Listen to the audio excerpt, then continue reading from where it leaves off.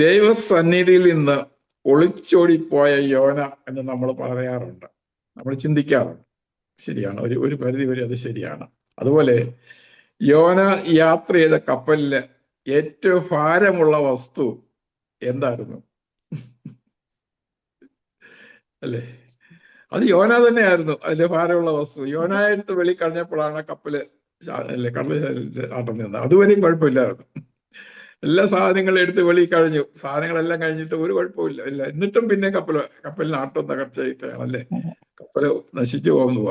യോന എടുത്ത് വെളിയിലോട്ട് കഴിഞ്ഞു കഴിഞ്ഞപ്പോഴ് ആ ഭാരം കപ്പലിനകത്ത് ഏറ്റവും ഭാരമുള്ള ഇത് ആ കപ്പലിനകത്ത് യോന ആയിരുന്നു. ദൈവത്തിന് നന്ദിയോടെ ഞാൻ വിഷയം ചിന്തയിൽ കൂടെ വന്ന ചില കാര്യങ്ങളാണ്, അതുകൊണ്ട് ഞാൻ പറയാണ്. ദൈവത്തിന് സ്തോത്രം ചെയ്യും. ഞാൻ തന്നെ പ്രിപ്പയർ ചെയ്ത മെസ്സേജാണ്, അതുകൊണ്ട് എന്തെങ്കിലും കുഴപ്പമുണ്ടെങ്കിൽ ക്ഷമിക്കണം, തിരുത്താമെങ്കിൽ തിരുത്തണം. ദൈവത്തിന് സ്തോത്രം. യോനയുടെ പുസ്തകം 1-ാം അധ്യായം 1 മുതൽ 3 വരെയുള്ള വാക്യങ്ങൾ നമുക്ക് വായിക്കാം. മിത്തായുടെ മകനായ യോനയ്ക്ക് യഹോവയുടെ അരുളപ്പാടുണ്ടായതെന്തെന്നാൽ, നീ പുറപ്പെട്ട് മഹാനഗരമായ നിനവിലേക്ക് ചെന്ന് അതിന് വിരോധമായി പ്രസംഗിക്ക. അവരുടെ ദുഷ്ടത എന്റെ സന്നിധിയിൽ എത്തിയിരിക്കുന്നു. എന്നാൽ തർസീസിലേക്ക് ഓടിപ്പോകേണ്ടതിനെ പുറപ്പെട്ട് യാഫോവിലേക്ക് ചെന്നു. തർസീസിലേക്ക് പോകുന്ന ഒരു കപ്പൽ കണ്ടു. കൂലി കൊടുത്ത് യഹോവയുടെ സന്നിധിയിൽ നിന്ന് അവരോടുകൂടെ തർസീസിലേക്ക് പൊക്കിക്കൊള്ളുവാൻ അതിൽ കയറി. അന്നയോടെ സ്തോത്രം. എന്റെ 3 വരെയുള്ള വാക്യങ്ങളും മാൽവി. വിശുദ്ധ തിരുവഴുത്തില് ആദ്യത്തെ ഫോറിൻ മിനിസ്റ്റർ, അതായത് ഇസ്രയേലിന് വെളിയിൽ പോയി സുവിശേഷം പ്രസംഗിച്ച, ദൈവവചനം പ്രസംഗിച്ച ആദ്യത്തെ ദൈവദാസനാണ് വിശുദ്ധ യോന എന്ന് പറയുന്നത്. അതുപോലെ ന്യായപ്രമാണ കാലത്ത് അല്ലേ, ന്യായപ്രമാണ യുഗത്തില് കൃപയുടെ സുവിശേഷം പ്രസംഗിച്ച ആദ്യത്തെ ഫോറിൻ മിനിസ്റ്റർ അല്ലെ വിദേശ മിഷണറിയുമാണ്. പ്രത്യേകം ചിന്തിക്കേണ്ട വിഷയമാണ്. യോനയുടെ കാലം ന്യായപ്രമാണ കാലമായിരുന്നു അല്ലേ. ആ ന്യായപ്രമാണ കാലത്തില് കൃപയുടെ സുവിശേഷം പ്രസംഗിച്ചു അല്ലേ, വിശ്വാസത്താലുള്ള നീതീകരണം പ്രസംഗിച്ച ആദ്യത്തെ മിഷണറി ആയിരുന്നു യോന. ദൈവത്തിന് സ്തോത്രം ചെയ്യുന്നു. ന്യായപ്രമാണം യഹൂദന് കൊടുത്തത് എങ്കിൽ യഹൂദന് മാത്രമായിട്ടാണ് കൊടുത്തതെന്ന് നമ്മൾ വായിച്ചാൽ നമുക്ക് മനസ്സിലാക്കാൻ കഴിയുന്നത് അല്ലേ. ഇസ്രായേൽ മക്കളോട് ഇപ്രകാരം കൽപ്പിക്കണം, ഇസ്രായേൽ മക്കളോട് പറയേണ്ടത് എന്തെന്നാൽ ഇങ്ങനെയാണ്. ന്യായപ്രമാണം വായിക്കും ബുക്കുകളൊക്കെ നമുക്ക് കാണാൻ കഴിയുന്നത്, അല്ലാതെ മറ്റാരോടും പറയണമെന്ന് അവിടെ പറഞ്ഞിട്ടില്ല. ദൈവത്തിന് സ്തോത്രം. ഞാനത് വായിച്ചപ്പോഴൊക്കെ എനിക്ക് മനസ്സിലാക്കിയത് അങ്ങനെയാണ് അല്ലേ. എന്നാല് സുവിശേഷത്താൽ ഭൂമിയിലുള്ള സകല മനുഷ്യരും സകല ജാതികളും സുവിശേഷത്താല് ദൈവമക്കളായി തീരണം എന്നുള്ളതായിരുന്നു ദൈവത്തിന്റെ പ്ലാന്. അതാണ് ഉലകസ്ഥാപനത്തിന് മുൻപേ ഉള്ള ദൈവത്തിന്റെ പ്ലാൻ. അതായിരുന്നു. ദൈവത്തിന് സ്തോത്രം ചെയ്ത് മഹത്വപ്പെട്ടല്ലേ. നമ്മൾ റോമാൻറ്റിക് പാതാക്കള് അതെന്താണ് അങ്ങനെ വെച്ചാല്, ജാതികളും പുറജാതികളും ദൈവത്തിന്റെ ആൾക്കാർ സൃഷ്ടികളാണ് അല്ലേ. ദൈവത്തിന് സ്തോത്രം ചെയ്യല്ലേ. റോമാലേഖനം 3-ാം അധ്യായം 29-ാം അധ്യായത്തിൽ നമ്മളിങ്ങനെ വായിക്കുന്നത്, ദൈവത്തിന്റെ പക്കൽ അനീതിയില്ല അല്ലേ. ദൈവത്തിന് സ്തോത്രം. അവന്റെ സൃഷ്ടികളെല്ലാം അവൻ ഒരുപോലാണ്. ദൈവത്തിന് അനീതി എന്ന് പറഞ്ഞൊരു കാര്യമേ ഇല്ല. അവൻ സൃഷ്ടിച്ച സകല മനുഷ്യരോടും സകല സൃഷ്ടിയോടും അവന് മനസ്സറിവ് തോന്നും. പന്നി നമുക്ക് അശുദ്ധമാണ് അല്ലേ, പക്ഷെ ദൈവം അശുദ്ധമാണെന്ന് പറഞ്ഞു. സൃഷ്ടിച്ചിട്ട് അശുദ്ധമാണെന്ന് പറഞ്ഞില്ല, സൃഷ്ടിച്ചിട്ട് ദൈവം നല്ലതാണെന്നാ പറഞ്ഞത്. പന്നിയെ സൃഷ്ടിച്ച ദൈവം പറയാൻ നല്ലതാണെന്നാ, പക്ഷെ നമ്മളോട് പറഞ്ഞിരിക്കുന്നത് എന്തുവാ? അശുദ്ധമാണെന്നല്ലേ. അങ്ങനെയല്ലേ നമ്മൾ ഇവിടെ നമ്മൾ ന്യായപ്രമാണത്തിൽ വായിക്കുന്ന എങ്ങനെ എന്തൊക്കെ കഴിക്കാവുന്ന ഭക്ഷണങ്ങൾ കഴിക്കേണ്ടാത്ത ഭക്ഷണങ്ങളുടെ കൂട്ടത്തിൽ പന്നി നമ്മൾക്ക് അശുദ്ധമാണ്. പക്ഷെ ദൈവം തന്റെ സൃഷ്ടി ഒന്നും അശുദ്ധമാണെന്ന് പറഞ്ഞിട്ടില്ല. പ്രത്യേകം ശ്രദ്ധിക്കണം. ഞാൻ പ്രത്യേകം ചിന്തിച്ചു നോക്കി അല്ലേ. എല്ലാം ഭംഗിയായിട്ട് സൃഷ്ടിച്ച് അവൻ സകലതും ഭംഗിയായിട്ട് സൃഷ്ടിച്ചു. ദൈവത്തിന് സ്തോത്രം ചെയ്യുന്നല്ലേ. റോമാലേഖനത്തില് 2-ാം അധ്യായം 11-ാമത്തെ വാക്യം ഒന്ന് വായിച്ചു നോക്കി. ദൈവത്തിന്റെ പക്കൽ മുഖപക്ഷം ദൈവം അല്ലേ. 2-ാം അധ്യായം 11-ാമത്തെ വാക്യം. ദൈവത്തിന്റെ പക്കൽ മുഖപക്ഷം ഇല്ലല്ലോ. ദൈവത്തിന്റെ മുഖപക്ഷം ഇല്ലല്ലോ. ദൈവത്തിന് സ്തോത്രം ചെയ്യുന്നു. അതുപോലെ തന്നെ നമ്മള് അത് ഞാൻ നോക്കിയപ്പോൾ അതിന്റെ 8-9 റെഫറൻസ് എനിക്ക് ബൈബിളിൽ നിന്ന് കിട്ടി. ദൈവത്തിന്റെ പക്കൽ മുഖപക്ഷമില്ല, അല്ലെ ദൈവം മുഖപക്ഷമുള്ള ദൈവമാണ്, അല്ലെങ്കിൽ ഇങ്ങനെയുള്ള വാക്യങ്ങളൊക്കെ എനിക്ക് എനിക്ക് കിട്ടി. പക്ഷെ എല്ലാം ഒന്നും നിങ്ങളെ കൊണ്ട് വായിപ്പിക്കാനും എനിക്ക് വായിക്കാനും സമയമില്ലാത്തതുകൊണ്ട് കൂടി ഇച്ചിരി 2 മിനിറ്റ് കൂടിയാലും ക്ഷമിക്കണം. എന്നാൽ ഒരു വാക്യമായി 2 ദിനവൃത്താന്തം 19-ാം അധ്യായം 7-ാമത്തെ വാക്യത്തിൽ ഇങ്ങനെ നമ്മൾ വായിക്കുന്നു, സൂക്ഷിച്ച് പ്രവർത്തിച്ചു കൊള്ളുക, സൂക്ഷിച്ച് ആകയാൽ പ്രവർത്തിച്ചു കൊള്ളുക. യഹോവാഭയം നിങ്ങളിൽ ഇരിക്കട്ടെ, സൂക്ഷിച്ച് ആ, പ്രവർത്തിച്ചു കൊള്ളുവീൻ. കൊള്ളുക. നമ്മുടെ ദൈവമായ യഹോവയുടെ പക്കൽ അന്യായവും മുഖപക്ഷവും കൈക്കൂലി വാങ്ങുന്നതും ഇല്ലല്ലോ.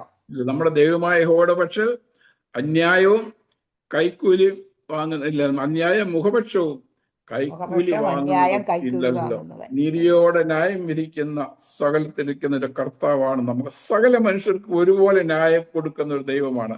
സകല മനുഷ്യരെ ഒരുപോലെ സ്നേഹിക്കുന്ന കർത്താവാണ്. അവിടെ നമുക്ക് കൊക്കേഷ്യൻ എന്നോ ആഫ്രിക്കൻ എന്നോ പിന്നെന്തോ മംഗോളിയൻ എന്നോ ആര്യനെന്നോ ദ്രാവിഡനെന്നോ എന്നുള്ള ഒരു വ്യത്യാസവും ദൈവത്തിന് നന്ദിയോടെ സ്തോത്രം ചെയ്യുന്നില്ലേ.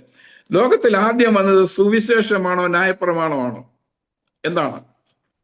മോശ ന്യായപ്രമാണം എഴുതുമ്പോൾ എഴുതിയിരിക്കുന്ന ഉൽപ്പത്തി പുസ്തകം 1-ാമത്തെ വാക്യത്തിൽ പറഞ്ഞിരിക്കുന്ന ആദിയിൽ ദൈവം ആകാശവും ഭൂമിയും സൃഷ്ടിച്ചു എന്നാണ്.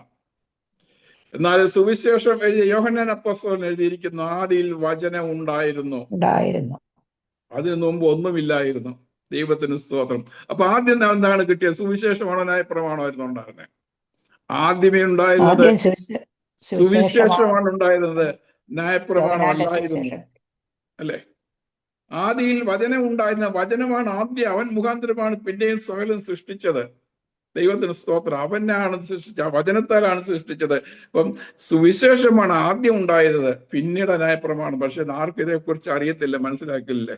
നമ്മളിപ്പം ഈ സമുദായക്കാരോടും മർത്തമ്മക്കാരോടും ഒക്കെ വാദിക്കാൻ ചെന്നാൽ അവർ നമ്മളെ അട്ടിയിറക്കും, മനസ്സിലാക്കണം. അതാണ് വേറൊരു കാര്യം, അല്ലേ? അതാണ് ദൈവിക പരിജ്ഞാനം എന്ന് പറയുന്നത്. എല്ലാവർക്കും ഒരുപോലെ വെളിപ്പെട്ട് കിട്ടിയിട്ട കാര്യമല്ല. അതാണ് നമ്മൾ പറഞ്ഞത്, യഹൂദൻ ഇന്നും ന്യായപ്രമാണത്തിൽ കിട്ടുന്നത്. യഹൂദന് ജ്ഞാനമുണ്ട്, പക്ഷെങ്കിൽ യഹൂദന് ജ്ഞാനബുദ്ധിയില്ല. ഇന്ന് അവർക്ക് വെളിപ്പെട്ട് കിട്ടിയിട്ടില്ല സുവിശേഷം എന്താണെന്നുള്ളത്, അല്ലേ?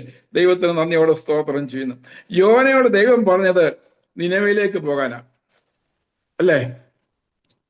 പക്ഷെ യോന അവിടെ നിന്ന് തർശീശിലേക്ക് പോകാൻ കാരണം എന്തുവാ? കാരണം അവിടെ തന്നെ നമ്മൾ ആ അധ്യായം തന്നെ നമുക്ക് വായിക്കാൻ കഴിയുന്നുണ്ട്, അല്ലേ? അതിന്റെ 2-ാം അധ്യായം ഒന്ന് വായിച്ചേ. ഇഷ്ടമില്ലായിരുന്നു. കാരണം എന്തുവാ? അവിടുത്തെ ആൾക്കാര് എന്താ ചെന്ന് അതിന് വിരോധമായി പ്രസംഗിക്കുക പറ്റുന്ന കാര്യമാണോ? ഇത് നമുക്ക് സംഭവിക്കുന്ന, ഇത് ഇന്ത്യയിൽ സംഭവിക്കുന്ന സംഭവം എന്തുവാ? അതിന് വിരോധമായിട്ട് നമ്മൾ പ്രസംഗിക്കുന്നേ. ലോകത്ത് സംഭവിക്കുന്ന കാര്യം, സുവിശേഷം എന്ന് പറയുന്നത് ഇന്ന് ഈ ലോകത്തെ സിസ്റ്റത്തിന് വിരോധമായിട്ടുള്ള പ്രസംഗമാണ്. അതുകൊണ്ടാണ് അവർ സംഭവിക്കുന്നത്. ദൈവത്തിന് സ്തോത്രം. നിനവേലെ ആൾക്കാർ ദൈവത്തിന് സ്തോത്രം. ഞാൻ അതേക്കുറിച്ച് സമയം എനിക്ക് ഒത്തിരി പോകും. ദൈവത്തിന് സ്തോത്രം, അല്ലേ? യോന പറയുന്നത് അവിടുത്തെ ആൾക്കാർ ദുഷ്ടത ഉള്ള ആൾക്കാരായിരുന്നു. ഈ ദുഷ്ടത എന്ന് പറയുന്ന ആൾക്കാർ അവരിഷ്ടം പോലെ ചോദിക്കും, വിഗ്രഹാരാധന എവിടെയുണ്ടോ അവിടെ ദുർനടപ്പുണ്ട്, എവിടെ സ്ത്രീകളെ ആരാധിക്കുന്നുണ്ടോ അവിടെ മര്യാദ കെട്ട് ജനം നടക്കുന്നുണ്ട്. മനസ്സിലാക്കണം. അവിടെ ഉപദേശമില്ല, അവിടെ ന്യായപ്രമാണമില്ല, അവിടെ സുവിശേഷമില്ല, അവിടെ ദൈവമില്ല, ഒന്നുമില്ല. ഇതൊരു പൈശാചിക ബന്ധനമാണ്. ദൈവത്തിന് സ്തോത്രം ചെയ്ത് ഞാൻ പറയുന്ന ദൈവത്തിന് സ്തോത്രം. വിഗ്രഹാരാധനയും സ്ത്രീകളെ ആരാധിക്കുന്നതും രണ്ടും ദൈവത്തിന് വെറുപ്പുള്ള കാര്യമാണ്. ദൈവത്തിന് സ്തോത്രം. അവിടെ ദുർനടപ്പുണ്ട്, ഇതല്ലേ? പലപ്പോഴും നിരീശ്വരവാദികളോടോ അല്ലെ മറ്റുള്ള ആൾക്കാരോടോ നമ്മൾ തർക്കിക്കാൻ ചെന്നാൽ ഇങ്ങനെയുള്ള ആൾക്കാർ അതിനെ ന്യായീകരിച്ച് സംസാരിക്കുന്ന ചില കാര്യങ്ങൾ എനിക്ക് എൻ്റെ ജീവിതത്തിൽ അനുഭവപ്പെട്ടിട്ടുണ്ട്. അതിനെ ന്യായീകരിച്ച് അവർ പറയുന്നുണ്ട്. ദൈവത്തിന് സ്തോത്രം, അല്ലേ? അല്ലേ? അല്ലേ? ഈ നമ്മൾ ഇത് പറഞ്ഞ നോഹയുടെ കാലത്ത് എന്തിനാ സംഭവിച്ചേ? നോഹയുടെ കാലത്ത് എന്തുവായിരുന്നു? ഭക്ഷണമായിരുന്നല്ലേ? 1-ാം അധ്യായം 6-ാം ഉൽപ്പത്തി പുസ്തകം 6-ാം അധ്യായം 1 മുതൽ 13 വരെയുള്ള വാക്യങ്ങളൊന്ന് വായിച്ചു നോക്കി, എന്തായിരുന്നുള്ള സംഭവം. അവിടെ ഇത് തന്നെയായിരുന്നു, അല്ലേ?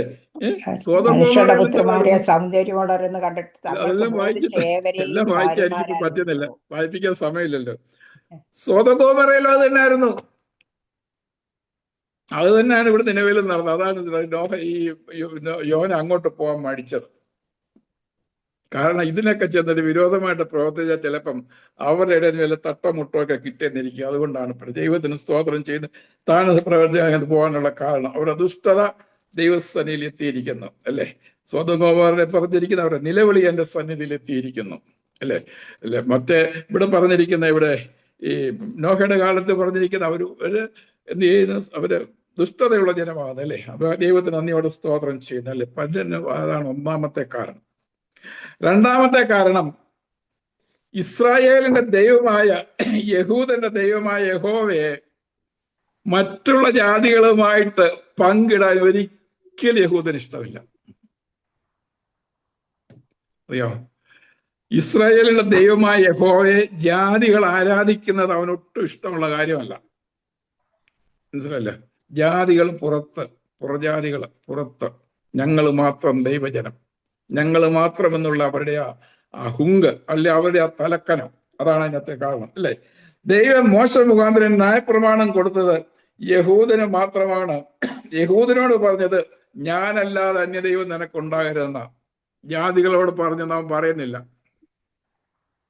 മനസ്സിലായി? ആ ദൈവത്തെ മറ്റുള്ളവർക്ക് കൊടുക്കാൻ അവൻ ഒരിക്കലും ഇഷ്ടപ്പെടത്തില്ല. എന്നാൽ ദൈവം പറയുന്നത് അങ്ങനെയല്ല, ഞാൻ സകല ജാതികളുടെയും ദൈവമാണെന്നാണ് പറഞ്ഞിരിക്കുന്നത്.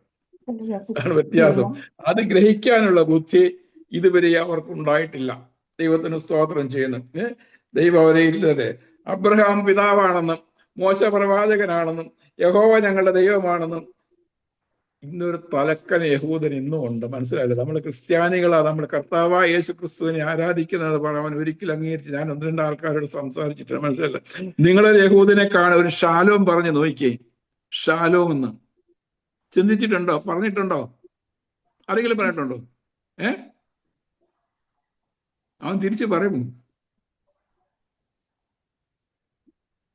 ഞാൻ 3 പരീക്ഷിച്ച് നോക്കി, അറിഞ്ഞിട്ടാണ് പറയുന്നത്. യഹൂദർക്ക് ഷാലോ, അവരുടെ കുറെ ഷാലോ വന്ന് നമ്മൾ പറഞ്ഞ ഒരിക്കലും അവൻ തിരിച്ചു പറയത്തില്ല. ഈ തലയിൽ ഒരുമാതിരി വട്ടത്തൊപ്പ് വെച്ച ആൾക്കാരുണ്ടല്ലോ, കണ്ടിട്ടുണ്ടോ ഇവിടെ? അവരൊരിക്കലും പറയത്തില്ല. ഞാൻ അത് കണ്ടോണ്ടാണ് അവരുടെ ഷാലോം പറഞ്ഞത്. കാരണം അവരൊരു യഹൂദനാണല്ലോ എന്ന് കണ്ട് ഞാൻ പറഞ്ഞു. ഷാലോം പറഞ്ഞില്ല. 3 പേര് എൻ്റെ ജീവിതത്തില്. അതാണ് അവരുടെ ആ തലക്കന ഇപ്പോഴും അവർ കളഞ്ഞിട്ടില്ല, ഇത്രയൊക്കെ ആയിട്ട്. ദൈവത്തിന് നന്ദിയോടെ സ്തോത്രം. തർശീശ് എന്ന് പറയുന്ന യൂറോപ്പിലുള്ള ഒരു സ്ഥലമാണ്.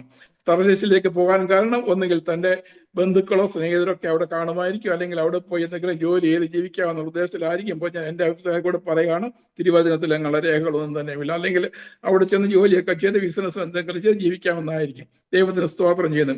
നിനവെ എന്ന് പറഞ്ഞ് ടൈഗ്രീസ് നദിയുടെ കിഴക്ക് ഭാഗത്തുള്ള അവിടെ ആ സ്ഥലത്തുള്ള സ്ഥലമായിരിക്കാം എന്നാണ് എൻ്റെ സങ്കല്പം. എങ്കിലും ഇസ്രായേലിൽ നിന്ന് ഏതാണ്ട് 500-1000 കിലോമീറ്ററോളം ദൂരമുള്ള സ്ഥലമാണ് എന്ന് എനിക്കറിയാം. ദൈവത്തിന് സ്തോത്രം.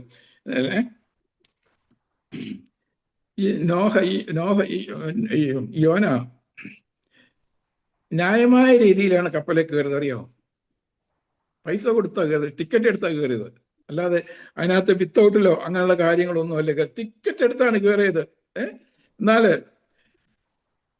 ടിക്കറ്റ് എടുത്ത് കയറി യാത്ര ആരംഭിച്ചപ്പോഴ് യഹോവ ഒരു പെരുങ്കാറ്റ് അടുപ്പിച്ചു. ദൈവത്തിന് സ്തോത്രം. യഹോവ ഒരു പെരുങ്കാറ്റ് അടുപ്പിച്ചു. മെഡിറ്ററേനിയൻ കടലിൽ സാധാരണ കൊടുങ്കാറ്റ് ഉണ്ടാകാറുണ്ടെങ്കിലും ഈ കൊടുങ്കാറ്റിന്റെ പ്രത്യേകതയുണ്ട്. കാരണം ഇത് യഹോവ കൽപ്പിച്ചിട്ട് ഒരു കൊടുങ്കാറ്റ് അടിച്ചു എന്നാണ് പറഞ്ഞിരിക്കുന്നത്, അല്ലേ? ദൈവത്തിന് സ്തോത്രം ചെയ്യുന്നത്. ഈ കപ്പല് നമ്മൾ തിരുവനന്തപുരത്തിൽ വായിക്കുന്നവരൊക്കെ ചെയ്യുന്നുണ്ട്, അല്ലേ? ഈ ദൈവം കൊടുങ്കാറ്റിനെ അടുപ്പിക്കുന്ന, അവന്റെ വചനം അനുസരിക്കുന്ന കൽമഴയും തീയും കൊടുങ്കാറ്റും കുന്നുകളും പർവ്വതവും ഒക്കെ അവന്റെ വചനം അനുസരിക്കുന്ന കൊടുങ്കാറ്റ് യഹോവയെ സ്തുതിക്കട്ടെ എന്നാണ്. ഒരു പക്ഷെങ്കിൽ ദൈവം പറഞ്ഞ ആ കൊടുങ്കാറ്റ് ദൈവത്തെ സ്തുതിച്ചുകൊണ്ടായിരിക്കാം കപ്പലിന് നേരെ ആഞ്ഞടിച്ചത്, അല്ലേ? ദൈവത്തിന് കൊടുങ്കാറ്റിനും പറയട്ടെ, യഹോവേ എന്നെ ഇത്ര കൊടുങ്കാറ്റ് നിന്റെ കൽപ്പന അനുസരിച്ചുകൊണ്ടാണ് ഞാൻ ചെയ്യുന്നതെന്ന് പറഞ്ഞല്ലേ, അല്ലേ? ദൈവത്തിന് സ്തോത്രം ചെയ്ത് ഇത്രയും കൊടുങ്കാറ്റ് അടിച്ച സമയത്തും ആ കപ്പലുണ്ടായിരുന്ന യോന അല്ലാത്ത മറ്റാൾക്കാരൊക്കെ അവരവരുടെ ദൈവത്തെ വിളിച്ച് പ്രാർത്ഥിക്കാനും നിലവിളിക്കാനും തുടങ്ങിയപ്പോൾ യോന കപ്പലിന്റെ അടിത്തട്ടിൽ കിടന്ന് ഉറങ്ങുകയായിരുന്നു. എന്താ യോനയ്ക്ക് എന്താ പ്രാർത്ഥിക്കാൻ വയ്യായി? യോനയ്ക്ക് എന്തുകൊണ്ട് പ്രാർത്ഥിക്കാൻ കഴിഞ്ഞില്ല? ഞാൻ ചിന്തിക്കാറ്, യോന എന്തുകൊണ്ട് പ്രാർത്ഥിച്ചില്ല? കപ്പലിന്റെ അടിത്തട്ടിൽ കിടന്നുകൊണ്ട് ഉറങ്ങി. അനുസരണക്കേട് കാണിച്ച്. അല്ല, അതെ, അതൊന്നാമത്തെ കാര്യം. ദൈവത്തോട് അനുസരണക്കേട് കാണിക്കുന്നതിന് ദൈവസന്നിധിയിൽ നിന്ന് വിട്ടോടിപ്പോകുന്നതിന് ഒരിക്കലും പ്രാർത്ഥിക്കാൻ കഴിയത്തില്ല. അറിയാമോ? ദൈവസന്നിധിയിൽ നിന്ന് അവന്റെ നമ്മൾ പറയുന്നുണ്ടല്ലോ, മനസ്സാക്ഷി അവനെ കുറ്റപ്പെടുത്തിക്കൊണ്ടിരിക്കും. ദൈവത്തിന് സ്തോത്രം. ദൈവസന്നിധിയിൽ വിട്ടകലെയോ ദൈവത്തിന് വിരോധമായി പ്രവർത്തിക്കുകയോ ചെയ്യുന്നതിന് വലിയ വലിയ പ്രസംഗികന്മാരൊക്കെയാണ് ഞാൻ കണ്ടിട്ടുണ്ട്. വലിയ ആഴ്ച പൊളഞ്ഞ് സ്റ്റേജിലൊക്കെ ഓടി നടന്ന് മയക്കി എടുത്ത് വച്ച് കഴിഞ്ഞ് തൊഴിച്ചെറിഞ്ഞ് മേശയൊക്കെ തൊഴിച്ച് പ്രസംഗിക്കുന്നുണ്ട്. പക്ഷെ ഒരു കുഞ്ഞു മാനസാന്തരപ്പെട്ട് ഞാൻ കണ്ടിട്ടില്ല, കൈപൊക്കി കണ്ടിട്ടില്ല. ചില പാവപ്പെട്ട ഉപദേശിമാർ പണ്ട് കാലങ്ങളിൽ ഒറ്റ മുണ്ടും ചുവ ഷർട്ട് ഇട്ടിട്ട് പ്രസംഗിച്ച് കഴിച്ച് തന്നെ അവസാനം വരുത്തന്നെ 4 പേരെങ്കിലും കൈപൊക്കുമായിരുന്നു. എനിക്ക് ഞാൻ കണ്ടിട്ടുണ്ട്. ദൈവത്തിന് സമയം കൊടുന്നു. ദൈവത്തിന് സ്തോത്രം ചെയ്യും. ദൈവത്തിന് നന്ദിയോടെ സ്തോത്രം ചെയ്യുന്നു. യോനയോട് വിളിച്ചപ്പോ യോന പറയാ, ഞാൻ കരയും കടലും സൃഷ്ടിച്ച സ്വർഗീയ ദൈവമായ യഹോവയെ ഭജിച്ചു വരും. യഹോവയെ ഭജിച്ചു വരുന്നതിന് ഇവിടെ ഒന്നും ഭജിക്കാൻ പറ്റിയില്ല. അവന്റെ ഭജനമൊക്കെ അങ്ങ് പോയി. ദൈവത്തിന് സ്തോത്രം ചെയ്യുന്നു, അല്ലേ? ഇപ്പൊ ദൈവസന്നിധി വിട്ടകന്നു പോയാൽ അവനെ പ്രാർത്ഥിപ്പാന് ഒരു കണ്ടതില്ല. അതിന്റെ 1-ാം വാക്യത്തെ 10-ാം വാക്യത്തെ തന്നെ യോന പറയുന്നുണ്ട്, ഞാൻ ദൈവസന്നിധി വിട്ട് ഓടിപ്പോകുന്ന മനുഷ്യനാണ്. ദൈവത്തിന് സ്തോത്രം ചെയ്യുന്നത്. ദൈവനാമ സ്തോത്രം അല്ലേ? യോനയ്ക്കുള്ള അതുകൊണ്ട് കപ്പലിന്റെ ഈ ആട്ടം കഴിയാനുള്ള സാധനങ്ങളൊക്കെ എടുത്ത് അങ്ങ് വെളിയിലൊക്കെ കഴിഞ്ഞപ്പോഴാണ് സാധനമൊക്കെ അങ്ങ് വെളിയിൽ കളഞ്ഞു. ഭാരം കുറച്ചു. പ്രശ്നങ്ങളൊക്കെ ഓരോരുത്തർ ഓരോ പ്രശ്നങ്ങൾ തീർത്തുകൊണ്ടിരിക്കുക. എല്ലാ പ്രശ്നങ്ങളും തീർത്തു വന്നപ്പം എന്നിട്ടും തീരുന്നില്ല. അടി കിടക്കുന്ന ഭയങ്കര ഭാരമുള്ള ഒന്ന്, വലിയ ഭാരമുള്ള ഒന്ന്, അതെടുത്ത് വെളിയിലോട്ട് കളഞ്ഞപ്പോഴാണ് സകലതും ശാന്തമായി. നമ്മുടെ ചർച്ചിലൊക്കെ ഇങ്ങനെയുള്ള ചില ഭാരമുള്ള സാധനങ്ങളില്ലേ? കുടുംബങ്ങളില്ലേ? സമൂഹത്തിലില്ലേ? ചില സ്ഥലങ്ങളിലൊക്കെ ഭാരമുള്ള ചില ആൾക്കാരില്ലേ? വെളി കളയാമോ അത് വയ്യ, അകത്ത് വെക്കാമോ അതും വയ്യ. വലിയ പ്രശ്നം അവരെ കൊണ്ട്, അല്ലേ? പണ്ട് ഒരു കൊച്ചു പറഞ്ഞ പോലെ, ഒരു കരിമ്പന്റെ കഷ്ണം എടുത്ത് കൊച്ചു കരഞ്ഞിട്ട് പറഞ്ഞു, ഇത് എനിക്ക് 4ആയിട്ട് കീറി തരണമെന്ന്. 4ആയിട്ട് കീറി കൊടുത്തപ്പോ കൊച്ചു പറയാം, എനിക്ക് 4 കൂടി ഇനി 1ആക്കി തരണം. ഇങ്ങനെയുള്ള ആൾക്കാർ പലരും ഇല്ലെന്ന്. പക്ഷെ ദൈവത്തിന് സ്തോത്രം ചെയ്ത് ആ മുഖത്തപ്പെട്ട് പോന്നു. ദൈവത്തിന് സ്തോത്രം.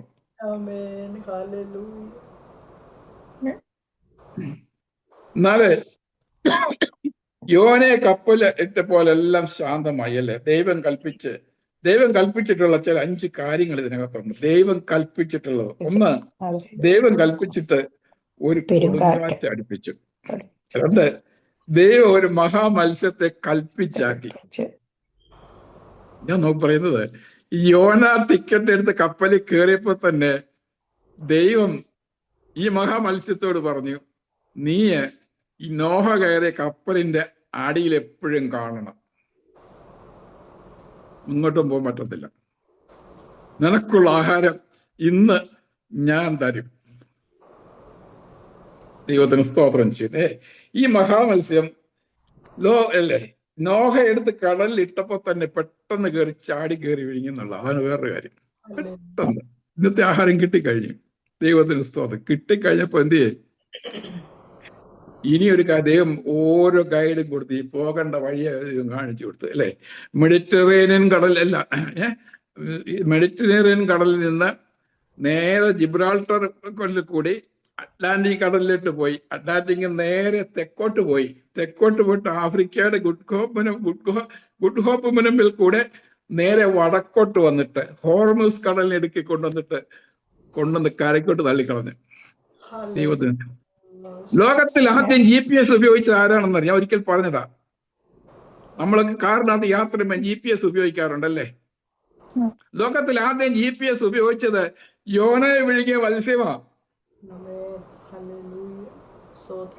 സ്വർഗത്തിൽ നിന്ന് വഴി പറഞ്ഞു കൊടുത്തു, പോകേണ്ട വഴികള്. സംശയമുണ്ടോ? അടുക്ക ബറ്റാലിക്കോട്ട് ഇറങ്ങ, തെക്കോട്ട് ചുറ്റിക്കറങ്ങി വടക്കോട്ട് പോകും, പിന്നെ പോച്ചിട്ട് വടക്കോട്ട് വഴി കാണിച്ചു കൊടുത്തല്ലേ? ദൈവത്തിന് സ്തോത്രം. ദൈവനാമത്തിന് മഹത്വപ്പെട്ട്. വേറൊരു കാര്യം പറഞ്ഞാലേ, ഇത് ഒരു ദൈവത്തിനൊരു പ്ലാനിങ് ആയിരുന്നു. ഇസ്രയേലിൽ നീണ്ട 1000 കിലോമീറ്റർ ദൂരം ഇത് മാത്രം നടന്നോ കുതിരപ്പുറത്തോ പോകണമെങ്കിൽ ദിവസങ്ങൾ കുറെ എടുക്കുമല്ലേ. ഇത് 3 ദിവസം എടുത്തോളൂ.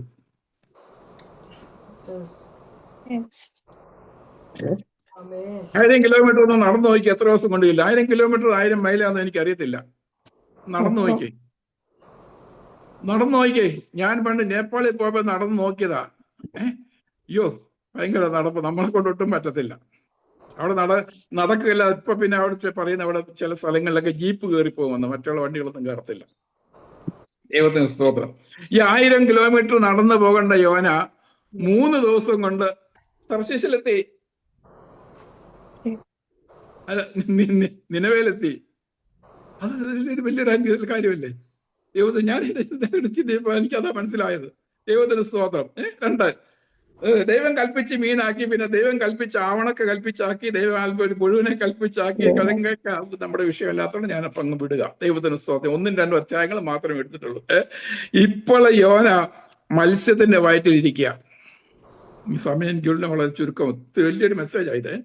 മത്സ്യത്തിൽ ഇരുന്ന യോന ഇപ്പൊ പ്രാർത്ഥിക്കാൻ തുടങ്ങി. മനസ്സിലായില്ലേ? കപ്പലിനകത്തിരുന്ന യോനായ്ക്ക് പ്രാർത്ഥിക്കണ്ടായിരുന്നു. മത്സ്യത്തിന് വയറ്റിൽ യോന പ്രാർത്ഥിക്കാൻ തുടങ്ങി അല്ലേ. ഞാനൊരു പ്രത്യേക വിഷയം അതേക്കുറിച്ച് മനസ്സിലാക്കിയത്. നിങ്ങൾ ഒത്തിരി പ്രസംഗങ്ങൾ എല്ലാവരും കേട്ടാ, ഞാനും പ്രസംഗിച്ചിട്ടുണ്ട് ഇതിനു മുൻപ്. യോനയുടെ പ്രാർത്ഥന വേദപുസ്തകത്തിൽ പല ഭാഗത്തും പല വാക്യങ്ങളായിട്ടുണ്ട്, പ്രത്യേകിച്ച് സങ്കീർത്തനങ്ങളിൽ. ശ്രദ്ധിച്ചിട്ടുണ്ടോ? യോനയുടെ പ്രാർത്ഥന പഴയ നിയമത്തില് പല ഭാഗത്തും ഉണ്ട്, പല വാക്കുകളായിട്ട്. നോഹയ്ക്ക് മുമ്പേ ഉണ്ട്, യോനയ്ക്ക് മുമ്പേ ഉണ്ട്, യോനയ്ക്ക് ശേഷം ഉണ്ട്, ഒക്കെ ഉണ്ട് അല്ലേ. പ്രത്യേകിച്ച് ദാവീദിന്റെ ഒക്കെ എല്ലാ സങ്കീർത്തനം. അപ്പൊ യോനയ്ക്ക് മുമ്പേ ഉള്ള കാര്യങ്ങൾ അതല്ല. ദൈവത്തിന് സ്തോത്രം ചെയ്യുന്നേ. അതിന്റെ എല്ലാ വാക്യങ്ങളും ഞാൻ നോക്കിയപ്പോൾ ഒരുപാടുണ്ട്, ഒത്തിരി ഉണ്ട്. 130 സങ്കീർത്തനത്തിന്റെ 1-ാമത്തെ വാക്യം യഹോവേ ആഴത്തിൽ നിന്ന് ഞാൻ നിന്നോട് നിലവിളിക്കുന്നു. പ്രാർത്ഥന കേൾക്കണമേ. അപ്പൊ യോന അങ്ങോട്ട് പോയി അല്ലേ. ആ വേദപുസ്തകത്തിൽ വിശുദ്ധ ഗ്രന്ഥത്തിലുള്ള തിരുവചനങ്ങളെ ആധാരമാക്കിക്കൊണ്ട് മാത്രമാണ് യോന പ്രാർത്ഥിച്ചത്. യഹോവേ ആഴത്തിൽ നിന്ന് ഞാൻ നിന്നോട് നിലവിളിക്കും. ബാക്കിയതില്ല, ഞാൻ ചെറിയ ഷോർട്ടായിട്ടാണ് പ്രസംഗിച്ചല്ലേ. 89-ാം സങ്കീർത്തനത്തിന്റെ 9-ാമത്തെ വാക്യം, നീ സമുദ്രത്തിന്റെ ഗർവത്തെ അടക്കി വാഴുന്നു അല്ലേ. സമുദ്രത്തിന്റെ മുകളിൽ സമുദ്രത്തിന്റെ ഗർവം കണ്ട യോന സമുദ്രത്തിന്റെ അടിയിൽ വന്നപ്പോൾ അതിന്റെ ശാന്തതയാണ് കണ്ടത്. ദൈവത്തിന് സ്തോത്രം അല്ലേ. ദൈവത്തിന് സ്തോത്രം ചെയ്യുന്നത്. വേറൊരു ഭാഗത്ത് സങ്കീർത്തനല്ലേ 42-ാമത്തെ 7-ാമത്തെ വാക്യത്തിൽ നിന്റെ ഓളങ്ങളും തിരമാലകളും എന്റെ മീതെ കടന്നു പോയി. ദൈവത്തിന് സ്തോത്രം ചെയ്യുന്നു അല്ലേ. ഞാൻ നിന്റെ നിന്റെ നീർച്ചാട്ടുകളുടെ ഇരച്ചിലാൽ ആടിയെ വിളിക്കുന്നു. നിന്റെ ഓളങ്ങളും തിരമാലകളും എല്ലാം എന്റെ മീതെ കടന്നുപോയി. ദൈവത്തിന് സ്തോത്രം. സമുദ്രത്തിന്റെ അടി കിടക്കുന്നതുകൊണ്ട് പ്രാർത്ഥിക്കുക. ആ 2-ാം അധ്യായം യോനയുടെ പുസ്തകം 2-ാം അധ്യായം വായിച്ചു നോക്കിയാൽ വളരെ സാമ്യമുണ്ട് ഇതിന്. ഞാൻ വായിപ്പിക്കാനല്ല പറ്റുന്നില്ല, സമയമില്ലാത്തതുകൊണ്ട്. ദൈവത്തിന് സ്തോത്രം ചെയ്യുന്നു. അപ്പൊ ഞാൻ എളുപ്പം പോവാണ്. യഹോവേ 30-ാം സങ്കീർത്തനത്തിൽ ഒരു വാക്യമുണ്ട്, യഹോവേ നീ എന്റെ പ്രാണനെ പാതാളത്തിൽ നിന്ന് കരയേറ്റിയിരിക്കുന്നു. ഞാൻ കുഴിലിറങ്ങി പോകാതിരിക്കാൻ നീ എനിക്ക് ജീവരക്ഷ വരുത്തിയിരിക്കുന്നു. ദൈവത്തിന് സ്തോത്രം. 50-ാം സങ്കീർത്തനത്തിന്റെ 14-ാം വാക്യത്തിൽ ഇങ്ങനെയുണ്ട്, ദൈവത്തിന് സ്തോത്രയാഗം അർപ്പിക്കുക, അത്യുന്നതന് അവന്റെ നേർച്ചകളെ കഴിക്കുക. ദൈവത്തിന് സ്തോത്രം. യോനയുടെ പുസ്തകം 2-ാം അധ്യായം അങ്ങനെയാണ് അവസാനിക്കുന്നത്. ദൈവത്തിന് സ്തോത്രം ചെയ്യുന്നത് അല്ലേ. പിന്നെ മിഥ്യാമൂത്തുകള്. പിന്നെ 139-ാം സങ്കീർത്തനത്തെ 1-ാമത്തെ വാക്യം, ഞാൻ ഇരിക്കുന്നു, എഴുന്നേൽക്കുന്നു, ഉറങ്ങുന്നു എല്ലാം നീ അറിയുന്നു. അതിന് 139-ാം അധ്യായം 9-ാം വാക്യത്തിൽ പറയുന്നു, ഞാൻ സമുദ്രത്തിൽ ഞാൻ ഉഷസ്സിൽ ചിറക് ധരിച്ച് സമുദ്രത്തിന്റെ അറ്റത്ത് അവിടെ നിന്റെ കൈ എന്നെ നടത്തും. ദൈവത്തിന്. അപ്പൊ ഈ യോനായുടെ പ്രാർത്ഥനയ്ക്ക് സമാനമായിട്ടുള്ള വാക്യങ്ങള് വേദപുസ്തകത്തിൽ അതാ എന്നെ ഒത്തിരി ചിന്തിപ്പിച്ചത്. ദൈവത്തിന് സ്തോത്രം ചെയ്യുന്നു അല്ലേ. ദൈവത്തിന് സ്തോത്രം. അവസാനമായി യോന നിനവെ ചെന്ന് സുവിശേഷം പ്രസംഗിക്കുകയും നിനവയിലെ ആളുകൾ മാനസാന്തരപ്പെടുകയും ആ ദൈവസന്നിധിയിൽ കടന്നു വരികയും ചെയ്ത വസ്തുതയാണ് നമുക്ക് മറ്റു 2 അധ്യായങ്ങളിൽ കാണാൻ കഴിയും. ദൈവത്തിന് സ്തോത്രം ചെയ്യുന്നത്. യോന ക്രിസ്തുവിന് ഒരു നിഴലാണ്. പല ഒരു മിനിറ്റ് എടുത്തോട്ടെ. പല പുസ്തകങ്ങൾ, പ്രവാചക പുസ്തകങ്ങളിലും പ്രവാചകന്മാരുടെ പേരെടുത്ത് കർത്താവ് പറഞ്ഞിട്ടുണ്ടല്ലേ? ഓർമ്മയുണ്ടോ? ചിലപ്പോൾ കർത്താവ് പേരെടുത്ത് പറഞ്ഞിട്ടുണ്ട്. മോശയുടെ പേരെടുത്ത് പറഞ്ഞിട്ടില്ലേ? പ്രവാചകനായ മോശ പറഞ്ഞിട്ടുണ്ട് അല്ലെ? യെശയ്യാ പുസ്തകത്തൊക്കെ കോട്ട് ചെയ്ത് പറഞ്ഞിട്ടുണ്ട്, പക്ഷെ പേര് പറഞ്ഞിട്ടില്ല. അല്ല, ഒന്നുണ്ട് യെശയ്യാ പ്രവാചകൻ അള്ളിച്ചെയ്തുള്ളത് അല്ലെ? അതിന്റെ 15-ാം അധ്യായത്തിന്റെ 9, മത്തായി 15-ാം അധ്യായത്തിന്റെ 7, 8, 9 വാക്യങ്ങളിൽ പറഞ്ഞിട്ടുണ്ട് യെശയ്യാ പ്രവാചകന്റെ പേര്. എന്നാൽ നോഹയുടെ പേര് കർത്താവ് എടുത്തു പറഞ്ഞിട്ടുണ്ട്.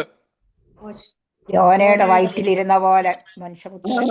മത്തായിയുടെ സുവിശേഷം 12-ാം അധ്യായം 40-41 വാക്യം, യോന മത്സ്യ ഉദരത്തിയിരുന്ന പോലെ മനുഷ്യപുത്രൻ അല്ലെ?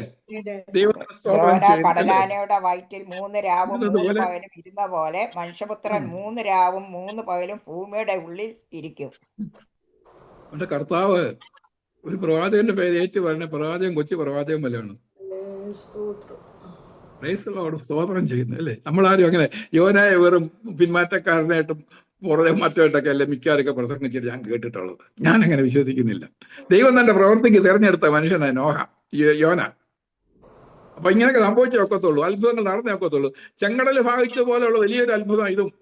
ദൈവത്തിന് സ്തോത്രം ചെയ്യുന്നു. ഒരു മിനിറ്റ് ഇവിടെ സുവിശേഷം പ്രസംഗിക്കണമെന്നുണ്ടെങ്കിൽ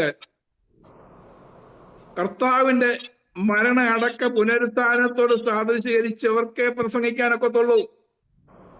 അതാണ് സുവിശേഷത്തിന്. അല്ല കണ്ടവനൊന്ന് പ്രസംഗിക്കാനൊക്കത്തില്ല. പള്ളികളിലും വലിയ വലിയ പന്തലൊക്കെ കെട്ടി സുവിശേഷം എത്ര എണ്ണം മാനസാന്തരപ്പെട്ടു.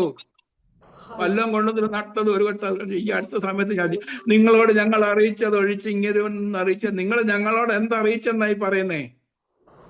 വല്ലതും അറിയാം? ആഴ്ച ചിലപ്പോൾ രൂപ കൊണ്ടുവരുമുണ്ടോ? വല്ലതും അറിയിച്ചിട്ടുണ്ടോ? ഒന്നുമില്ല. ദൈവത്തിന് സ്തോത്രം. പെട്ടെന്ന് പോവാ.